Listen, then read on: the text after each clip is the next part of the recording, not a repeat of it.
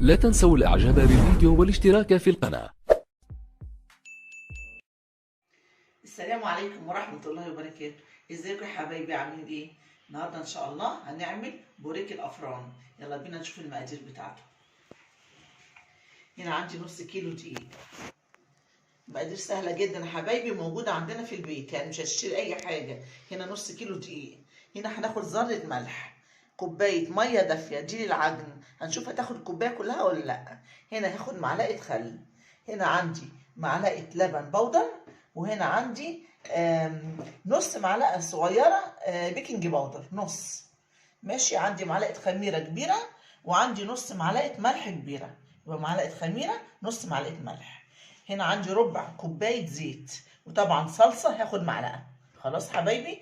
هنا عندي بقى حبة البركة دي عشان الوش بتاع البوريك في الآخر لما يتعجن. خلاص. والبيضة هيدهن بيها الوش، دول في الآخر خالص يا حبايبي. يلا بينا المقادير تاني. نص ملح، كوباية نص دقيق سوري، كوباية مية دافية للعجن، معلقة خل، معلقة صلصة، عندي ربع كوباية زيت. هنا عندي معلقة لبن بودر، نص معلقة صغيرة بيكنج باودر، معلقة كبيرة خميرة، نص معلقة كبيرة سكر، ودول حبة البركة والبيضة في الآخر، وطبعا رشة الملح. نبدأ على بركة الله نحط رشة الملح اهي، حاجة بسيطة خالص. يبقى احنا بنحط المقادير الجافة على الدقيق. ده نص كيلو يا حبايبي، اللي عايز يكتر براحته، واللي عايز يبدأ بمقادير صغيرة براحته. يبقى ده البيكنج باودر ولبن البودر، تمام، الخميرة والسكر، المقادير الجافة على بعض.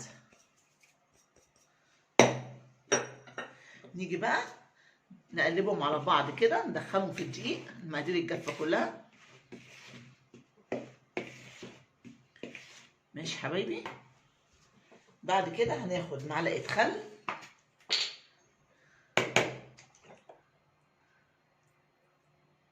بس معلقة واحدة. الخل ده بتعمل هشاشة للمخبوزات وبتخليها مفرغة من جوه خفيفة. هناخد ربع كوباية الزيت، ربع كوباية بس، على نص كيلو ربع كوباية. انت عايزة تزودي ضعف المقادير ديت.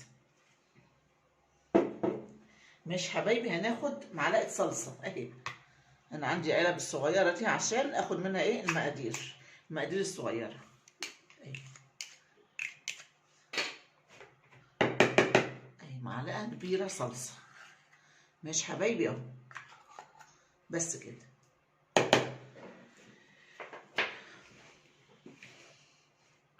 طبعا هستعمل ايدي. ماشي حبايبي. ايه على الخاتم ده احطه هنا عشان هيتعوص دي. بسم الله الرحمن الرحيم. نبس بس المقادير كلها مع بعض كده، مع ربع كوبايه الزيت مع معلقه الصلصه. تمام يا حبايبي. معلقه الصلصه دي يا حبايبي عشان تدي اللون اللي احنا بنشوفوه للبوريك بتاع الافران اللي احنا بنشتروه، يعني بتديها لون حمار بسيط جدا، بس بتطعمها كمان وبتديها اللون الحلو اللي هو الحمار البسيط ده. يلا بينا بقى نعجن. بسم الله. مش هنحط طبعا الكوبايه الكبيره دي كلها، احنا هنحط حبه حبه. ماشي حبايبي اهو. الميه تكون دافيه. اي مخبوزات يستحسن ان احنا نحط لها ايه ميه دافيه، يعني ما تبقاش من الحنفيه على طول.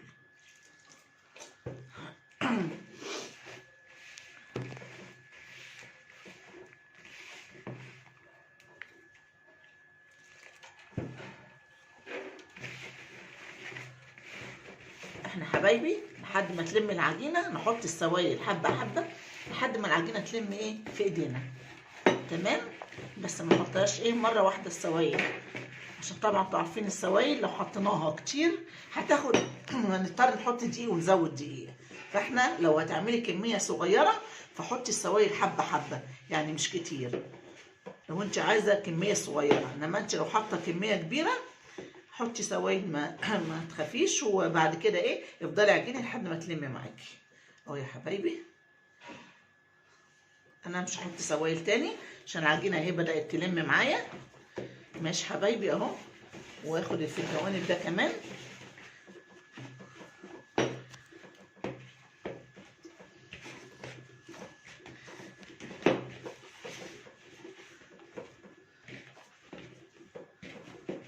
لا هي العجينه حلوه، يعني لمت معايا خلاص، مش هحتاج خلاص ولا نقطه ميه. ابص يا حبايبي الميه اللي اتفضلت يعني خدت كوبايه الا ربع كبيره. تمام. وده طبعا هنزله بايديا كده، هو مش ملزق ولا حاجه، بس هي العجينه حلوه خلاص. خلاص كده اهو. هو لو ملزق مش هينزل كده ايه بايدي لما افركه. خلاص اهو. شايفين يا حبايبي يعني اهو، يعني سيطرت على العجينه ولمت والحمد لله. بصوا بقى اللون بقى اللي هي اديته في العجينه، شايفين اللون عامل ازاي اهو، مدي كده ايه على حمار من الصلصه. وكل ما تتعجن شويه كل ما اللون هيبان اكتر. انا هعجن فيها يا حبايبي 5 دقايق تاني عشان ما اطولش عليكم الفيديو، وبعد كده هرجع لكم. خلاص حبايبي العجينه جاهزه اهي، عجنتها 5 دقايق تاني، ما شاء الله لمت اهي، بقت تحفه وريحتها حلوه. شايفين اللون بتاعها من معلقه الصلصه اللي انا حطيتها اهي. هسيب العجينه ديت تخمر حبايبي ساعه وبعد ما تخمر هنيجي نفردها بالمردنه ونقطعها باي حاجه عندك. انا عندي غطا برطمان مناسب اهوت، ما عنديش القطاعه اللي هي في الحجم ده، هقطعها كده بعد ما افردها بالمردنه واحشيها جبنه النهارده باذن الله. ماشي حبايبي. فانا اسيب العجينه الحلوه دي تخمر ساعه وبعد كده ارجع لكم. خلاص حبايب قلبي ادي العجينه قدامكم اهي اختمرت. بصوا حجمها تضاعف ازاي، بسم الله ما شاء الله. نطلعها بقى عشان نشيل الهواء اللي فيها هي اتعجنت كده خلاص وخمرت. طلعها نفردها على الترابيزه. نجيب بقى حبه دقيق صغيرين. العجينه ما شاء الله مرتاحه اهي. فنفردها على ايه بقى؟ على الدقيق عشان نقدر نفردها كويس وتمشي معانا عشان نشكلها اللي هي ايه بالقطاعه الصغيره اللي هنعمل بيها بريك الافران. ادي حبايبي بصوا بتجري ازاي ما شاء الله. يعني العجينه مرتاحه جدا، خدت ساعه بعد فرق العجن، خدت ساعه خمرت فيها واتضاعفت حجمها وعليت وهي بتجري معانا اهي. شايفين بسم الله ما شاء الله اهي. نفرد تاني كمان من هنا عشان العجينه ما تبقاش كده ايه السمك بتاعها مليان اهو. شايفين يا حبايبي اهو. باي حاجه قطعي، ان شاء الله بكوبايه فاضيه قطعي بيها. شايفين اللون اللي خدته من معلقه الصلصه. هي دي طريقه البوريك اللي بيعملوها في الافران يا حبايبي اللي بنشتريها بالكيلو. وهنا بصوا حبايبي دي جبنه نوع اسطنبولي. الجبنه دي بتبقى حلوه قوي يعني في المخبوزات لما تيجي تعملي بقى الفطاير او زي بوريك الافران. عايزه تحطي اي نوع جبنه براحتك، ده كل واحد حسب رغبته. تمام يا حبايبي اهو. نفرد كده طالما العجينه بتمشي معانا بسم الله ما شاء الله. شايفين فردت بسرعه ازاي؟ يعني مفيش دقيقه وفردت اهي. حاجه كده ها اخر من الاخر اهو يا حبايبي. يلا بينا بقى ايه نقطع. شوفوا العجينه حلوه اهو. السمك بتاعها يا حبايبي اهو. ادي السمك بتاعها شايفين اهو. اهو لقيتي حته مثلا عاليه عن حته افرديها كده بالمردان. يلا بينا نجيب اي حاجه. انا عندي غطا برطمان، انت عندك قطاعه غطا برطمان كوبايه قطعي بيها اهو. شايفين يا حبايبي اهو بكل سهوله.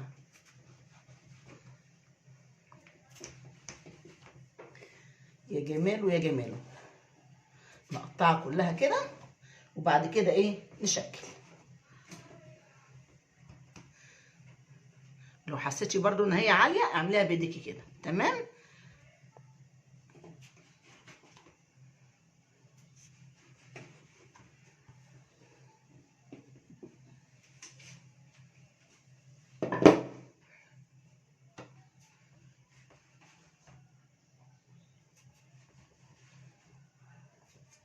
ايه رايكم يا حبايبي؟ شايفين بكل سهوله اهو.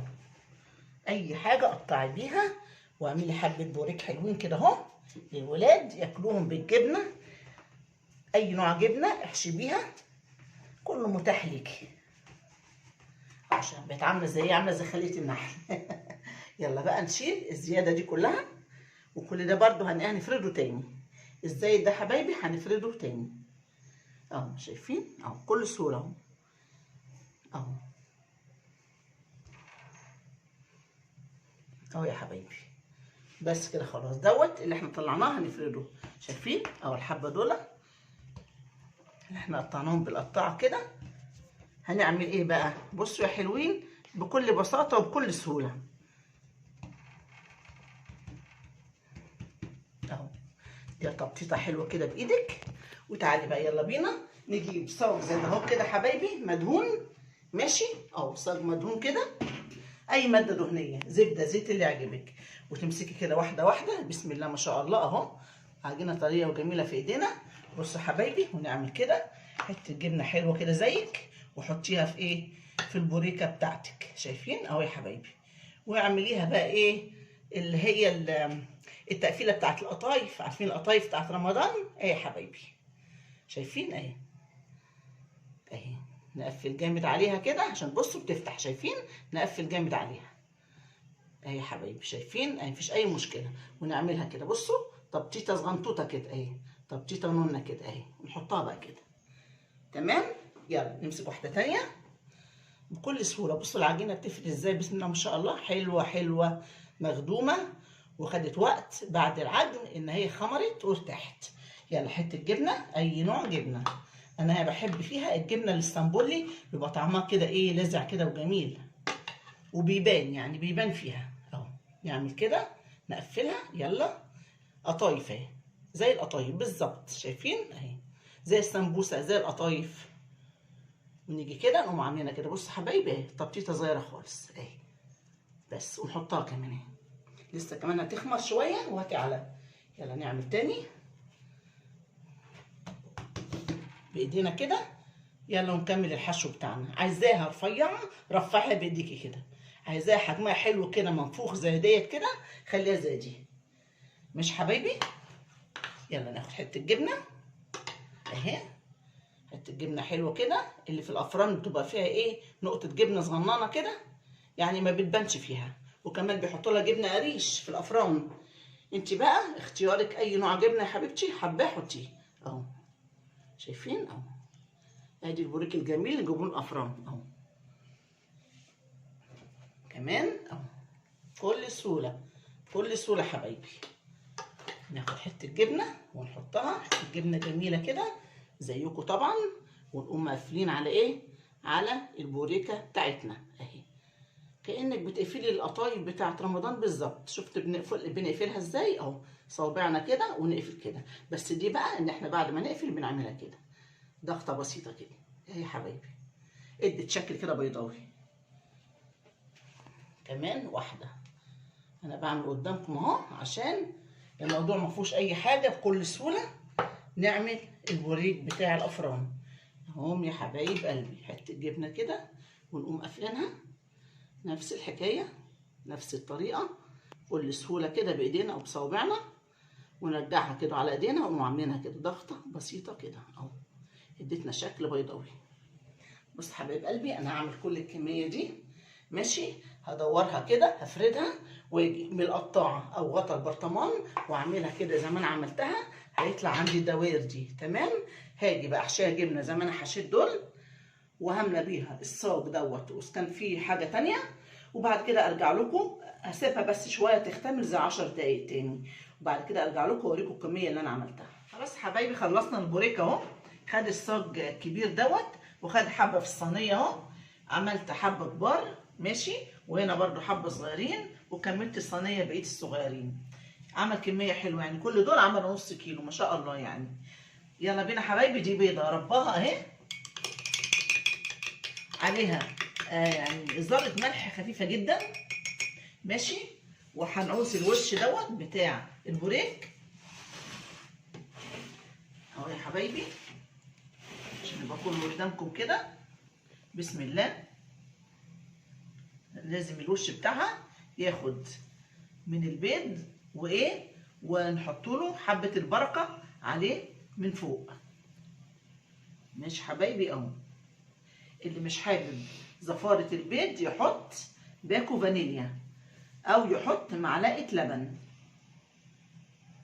فهو مش كتير يعني، ده مجرد بس دهن الوش فمش هتحسي باي حاجه من زفاره البيت. مش حبايبي اهو، ادي الوش كده كله نعصوه حاجه بسيطه كده بالفرشه.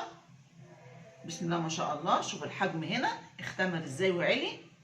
كل ما تسيبيها شويه بتاعنا معاكي تبقى حاجه يعني ايه ما شاء الله كده في الفرن، طالع شكل وطعم وريحه. يلا جربوها. بوريك الافران دوت بنشتروه حبايبي كتير، ولادنا بتحبه، بيفطروا بيه، بياكلوه بين الوجبات، بيتسلوا وهم قاعدين على الكمبيوتر. فاحنا الحاجات دي المخبوزات الحلوه دي نعملها في بيتنا بكل سهوله. تمام يا حبايبي اهو كده. انا ايه خلاص هاخد حبه البركه دي زي ما انتوا بتشوفوا الافران كده، وحاطين عليه حبه البركه من فوق اهو. عايزه تحطي سمسم، عايزه تحطي شمر، عايزه تحطي ينسون، مفيش اي مشكله حسب راحتك. بس هما بايه دايما بيحطوا يا سمسم يا حبه البركه. حاجه بسيطه كده. حبه البركه دي طبعا معروف القيمه الغذائيه بتاعتها واهميتها ايه في الجسم، بتقوي الجهاز المناعي.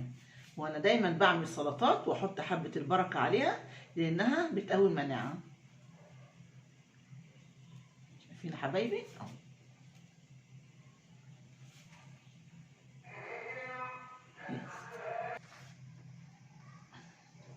ايه رايكم يا حبايبي؟ ما خدتش مننا وقت، وحاجه طعمه حاجه جميله لاولادنا. من احلى المخبوزات دي برضو بنشتريها كتير. البوريك بتاع الافران دوت شايفين شكله وريحته بقى لما بيطلع من الفرن. عايزه اقول لكم حاجه تحفه تحفه. على كوبايه شاي كده، الجو هيبدا بقى يسقع معانا بالليل واحنا سهرانين. كوبايه شاي واقعدي بقى تسلي بحبه بوريك كده. يا جماله يا جماله. ايه رايكم يا حبايبي؟ ادي خلصنا الصينيه اهي بسرعه. بسم الله ما شاء الله. بصوا بقى يا حبايبي، ادي الصاج ده خلص اهو. تمام. هعمل بقى الصينيه دي هدهنها، هدهن الوش بيض زي ما انا دهنتها، واحط حبه البركه من فوق واسيبها دي عشان دي لسه ما خمرتش 10 دقايق تاني، وادخل الاتنين الفرن حبايب قلبي، وارجع لكم واوريكم البوريك بتاعنا. بس حبايب قلبي طلعنا البوريك اهو من الفرن. بصوا بقى خد اللون الذهبي الجميل ازاي. بسم الله ما شاء الله. والكميه دي من نص كيلو دقيق بس. بصوا بقى الجمال. شايفين؟ ايه رايكم؟ عايزه بقى افتح لكم واحده تشوفوها. شايفين طري ازاي؟ بصوا الجبنه فيه عامله ازاي ما شاء الله. بصوا حبايبي طري جدا جدا. بصوا هش ازاي ومفرغ من جوه اهو. ادي بروك الافران عملناه بكل سهوله في البيت اهو. وادي الخبز بتاع فرن البوتاجاز. ادي حبايبي بصوا اهو مفيش اي مشكله، عملناه بكل سهوله. من نص كيلو دقيق عملنا 2 صينيه بوريك. احلى بوريك افران هتعملوه في البيت. واخد اللون الذهبي كمان. البيض من فوق اداله لون ذهبي حلو قوي، ما احتاجش الشوايه. خد 10 دقايق في الفرن. كان الفرن والع على درجه حراره 200، بياخد نار عاليه يا حبايبي. درجه حراره 200 على الرف اللي في النص يديك الجمال ده كله واللون الحلو دوت. جربوه يا حبايب قلبي هيعجبكم باذن الله. واللي ما اشتركش في القناه يشترك، دوسوا على زر الجرس كلمه اشتراك تحت عشان يوصلكم كل جديد على القناه باذن الله. متنسوناش بقى في الشير واللايك والسبسكرايب. السلام عليكم ورحمه الله وبركاته.